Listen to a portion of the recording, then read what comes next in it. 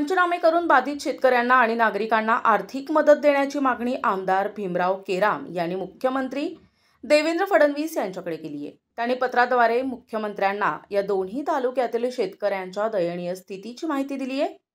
आमदार केराम यांनी पत्रात म्हटलंय की किनवट आणि माहूर हे तालुके डोंगराळ आणि वनक्षेत्र असलेले आहेत, जिथे यावर्षी सरासरीपेक्षा जास्त पाऊस झालाय।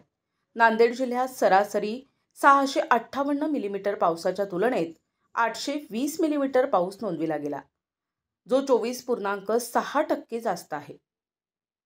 30 ऑगस्ट ते 1 सप्टेंबर दरम्यान झालेल्या अतिवृष्टीमुळे नद्या नाले दुथडी भरून वाहिले, शेत जमिनी खरडून गेल्या आणि पिकांचं मोठं नुकसान झाले। जुलै आणि ऑगस्ट महिन्यातील जोरदार पावसामुळे सोयाबीन, कापूस, तूर आणि इतर पिकं पाण्यात सडून खराब झाली। यामुळे शेतकऱ्यांचं मोठं आर्थिक नुकसान झाले। केराम यांनी मुख्यमंत्र्यांना ओला दुष्काळ जाहीर करण्याची विनंती केली असून सर्व शेतकऱ्यांना सरसकट आर्थिक मदत, कर्जमाफी आणि अनुदान देऊन दिलासा देण्याची मागणी केली आहे। या पावलामुळे शेतकऱ्यांचे पुनर्वसन होण्यास मदत होईल, असंही त्यांनी सांगितलंय। प्रतिनिधी सचिन जाधव, NTV न्यूज मराठी, नांदेड।